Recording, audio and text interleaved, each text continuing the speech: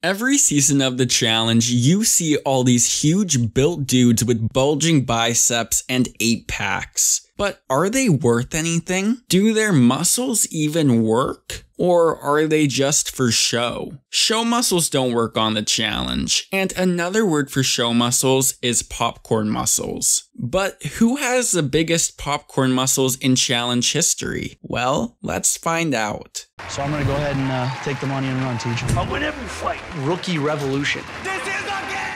Hey guys, what's up? It's the Rookie Revolution. Do you ever notice every single season it seems that we just get bigger and bigger guys, but some of them just can't perform? We in the challenge community dub this popcorn muscles. If you don't know what popcorn muscles are, let's have good old Shane explain it. Popcorn muscles. Looks like a pro athlete, but can barely tie his shoes. So yeah, basically just because you have muscles, it doesn't mean that you are going to be athletic or actually good in any of the challenges. Today, I want to break down the 10 players who I feel have the biggest popcorn muscles ever. Whether they are just so huge and can't do anything, or they were just really disappointing. These are the 10 men I feel deserve the nickname. And yes, this is only men, as I do not feel we have gotten enough women with popcorn muscles to make a list. So let's get started with an honorable mention. I have Latarian as my honorable mention. Latarian back in the day, to be blunt, was just disappointing. He was a guy with so much potential and he wanted to do well, but he could just never find the competitor inside of himself to do it. LT back in the day was just so enthusiastic, it made it hard not to root for him. But during challenges, he would either gas out to a point of needing medics, he couldn't climb a pole at all, and he flat out just couldn't really hang with the other guys. LT's just some freak of nature. He's in perfect shape. For someone as strong as Latarian, I expect bigger things out of him. This guy really is the OG popcorn muscles, and back in the day, he would have been way higher on this list. But the reason he is not is because of All Stars. LT came back, and I am shocked at how much he has improved. He is more intense, and he is actually doing super well. He has been redeeming himself, and it's been so awesome to see. At number 10, we have Gus. When Gus was first revealed to be on the show, I was legit excited because I thought he had the perfect type of body to excel on most of the challenges that they do. And I have to say, I was a bit disappointed by his performance on the show. He never showed urgency while competing. He spends too much time trying to look tough in my opinion and kind of just freezes or goes slowly on the more intensive moments where he needs to turn it up. I know you might not think Gus was that bad, and that can be true. He had some okay moments, like on the Eye in the Sky challenge with his jump, albeit that was a little over-celebrated. He showed good endurance on the Tired Out challenge, but he just went slower by the end, costing him the win. His elimination performance against Bear was not great. He should have been able to manhandle Bear, but he just lost focus in the first round and did good in the second round, but it wasn't enough to win. His worst moment was on the Fallout challenge, where you have to jump onto a boxing bag, and he just flat out failed. It's like he forgot to grab it. I just gotta go for it.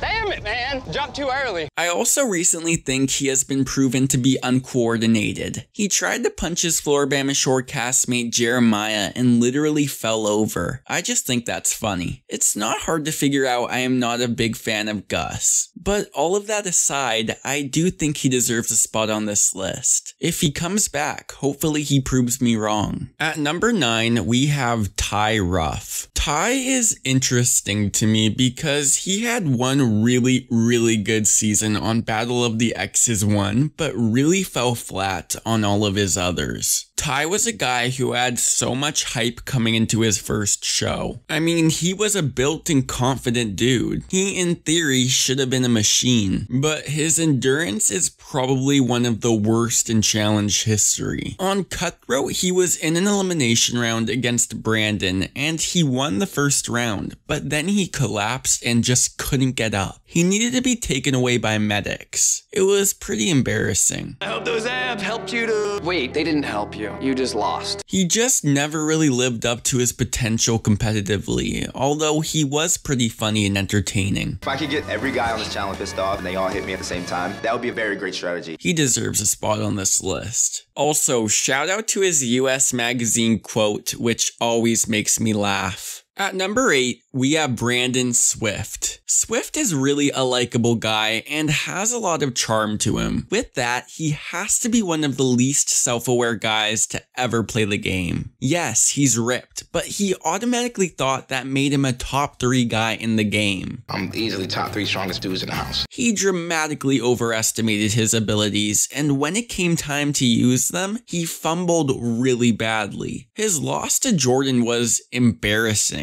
I'm going to destroy him. I'm stronger than him. Very excited. By the time I get close to the rope, I already feel myself being pulled. Oh well. Swift, like I said, has charm to him, but I am confident to say his body was all show muscles. Sorry to put you on this list, Swift. I really do like you, man. Next to number 7, we have Vinny Fodi. This guy just never did well. He came into Fresh Meat 2 in really good shape, but did not perform at all as everyone on the cast would have thought. Popcorn muscles can also have a mental component, and Vinny just could not take direction. He could not listen to rules, so with that, he obviously just didn't have the skills to do anything in the challenges. He was somehow picked second on Cutthroat, which is just mind-boggling to me still, and he did really bad on that season and lost to Big Easy. What's funny is that he came into Battle of the X's in the worst shape yet, but he did the best he was ever doing, winning the second daily challenge. But then he ripped Mandy's top off in a club, which was a disgusting act, and he threw his whole season away because of it. Vinny is just not good at the challenge, and had 3 seasons to prove something he never could. He was a definition of a hothead. Although he actually looks like he's in really good shape now again, so who knows. Number 6 is David Burns. I really want to give this guy the benefit of the doubt. I think he has always had it in him to be a beast, but he just didn't try most of the time. He had times where he really stepped up, but most of the time he would just completely underperform. I think he had one of the best social games back in the day. Everyone loved him and he was very confident and funny. But it just comes down again to him not really believing in himself or him just not having his head in the game. Oh my God, David, are you on crack? I'm gonna smack everyone. I just woke up. I just had coffee. All right, let her go. Are you out, David? I'll be straight. I brought my C game to this challenge. We all did well, except for David, of course. His cousin, a guy no one remembers named CT, volunteered to take his place in elimination because he wasn't confident enough in David's abilities. I don't know, it was hard for me to put David on this list because I really do think he was a great character on the show. Next we have Derrick McKay. I'll be honest, on the Gauntlet 3, I never really understood the hype with this guy. I never understood why everyone looked at him as this incredible athlete and this brilliant leader right from the get-go. I always thought it was a bit ridiculous with Frank on their team that Derrick was always calling the shots. Derrick does have a good sports background and did okay on road rules, but it just didn't translate well on the challenge at all. He never had an amazing performance on any daily. His best trait was his ability to keep his team motivated on the Gauntlet 3. I can't blame him for losing his battle against CT since CT was a long-haired beast on that season, but he lost on a puzzle to Ryan, which, okay, it's a puzzle, but with all the hype he had, he should have been able to beat Ryan. On the Duel 2, he came back with a Mohawk. I think whatever athletic abilities he had, the Mohawk took them away. His elimination against Big Easy was embarrassing. Yes, he did win it, but he showed that he could not climb at all. It was very funny to watch, honestly. Make your way to the top, ring the bells. two fat kids in the duel, no one's getting to the top. If Derrick knew there was a steak and a beer at the top, he'd jump up there. In his next elimination, he came back with an even worse performance against Evan. Again, he couldn't climb and it was hard to watch. I'm a former Division I college athlete and I can't climb a 30-foot wall. Derrick is definitely a case of popcorn muscles. At number 4, we have Banana's cousin Vince. Ugh, I really did not like this guy at all, but when he was on the show, people expected him to do well since he almost made the NFL. I don't think many people know that fact, but it's pretty crazy. With that, you would expect him to run the whole house down, but nope. On Bloodlines, a hashtag called VinceFail was named just for him due to him sucking on pretty much all the challenges, except for like one. Even when Vince tries, he fails. He sucks at everything. I think you just suck. He pretty much failed on all accounts. Politically, people thought he was weird and creepy, and physically, he was super underwhelming. Vince is so creepy. Creepy, love it. Banana said that this was all strategy and he threw challenges on purpose, but I would bet that Banana's fingers were crossed when he was saying that. Vince did improve a little bit on Rivals 3, but even then, he only won one daily challenge and got second in a final he was never going to win. Vince just didn't have what his cousin Bananas had in this game, which was literally any skills. Vince's performance is pretty pathetic. He is a big, strong guy. It's like, are your muscles real? Do they work? The last 3 on this list are all switchable to me, but at number 3, we have Derrick Henry. We have seen Derrick on 2 seasons of the challenge, and both times it was an utter mess.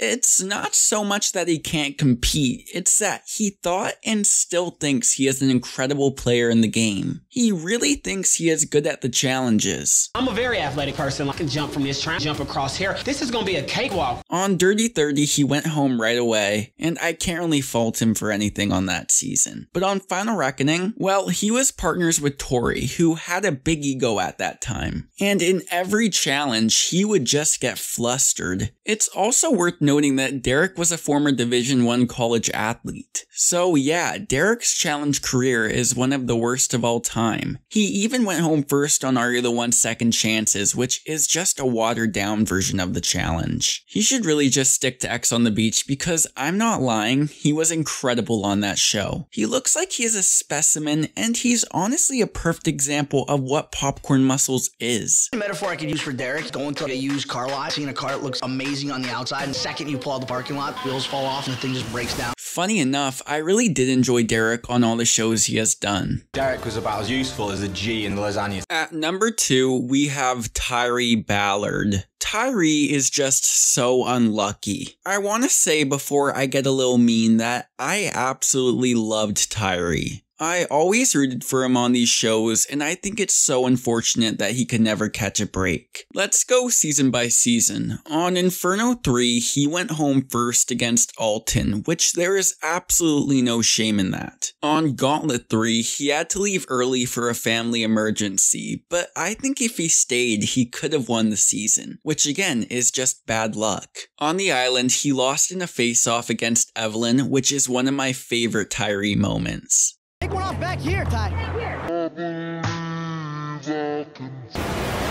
He really did just fail on that face-off, I'm not gonna lie. On Rivals 1, he came in pretty bad shape, and he lost to Kenny and Wes in a football drill elimination, which looks kind of bad considering Tyree said he was a Division I football player. On Battle of the X's, Tyree came in absolutely ripped. He was in the best shape of his life and he got partnered with Jasmine. He really had no chance, but he had his best performance to date. And finally, Rivals 2. He got paired with old Dunbar, and Dunbar threw the elimination round because he knew he could never win with Tyree. So all of that sounds like really bad luck, right? Well, the truth is, Tyree did say a lot how great of an athlete he was, and he has one of the worst track records ever in dailies and eliminations. It just looks really bad even if some of it was bad luck. Tyree, I hope you come back and finally make it past episode 1. I think you all guessed it. Number 1 is Danny Jameson, the GOAT of popcorn muscles, Danny definitely has one of my favorite downfalls of all time. Danny, right from the jump on The Real World, was given everything. MTV wanted so bad for him to become the next face of the challenge that they shoved him down our throats. I don't really blame them. Danny on paper and looking at him looks like a complete beast, but unfortunately he just wasn't. He's a guy who has gym muscles, but in the end, they just don't work for actual athletics. Not only athletically, Danny also has one of the worst political games of all time. Danny was pretty much a mess on these shows, but again, due to the way he looked, everyone assumed he was amazing in the beginning. On the Inferno 3, people actually looked at him as a leader. It was on the Gauntlet 3 that people started looking at him as more of a joke. He was so overconfident and it started rubbing people the wrong way, especially when he would cut deals with the opposing team. Trying to side deal anything. Could have won another 3 or 4 rounds. Danny holds the record for the most elimination losses ever without a win with 6, which is really bad considering on some it looked like he didn't even try, he was so bad. Break his arm off and beat him with it, take that ball. I can out-wrestle this kid any day of my life. I can bench press 2 of these kids. You gonna quit? Why am I gonna waste any energy? Danny's best season was Fresh Meat 2, but by then no one took him seriously, even his best friend. I think Danny is the best example of don't judge a book by its cover because Danny is the biggest popcorn muscle case in challenge history. Thank you all so much for watching. Please like, comment, and subscribe if you enjoyed. It is much appreciated. Follow me on Twitter, link in the description, and I have lots of cool stuff coming up I cannot wait to share. So until next time, take care.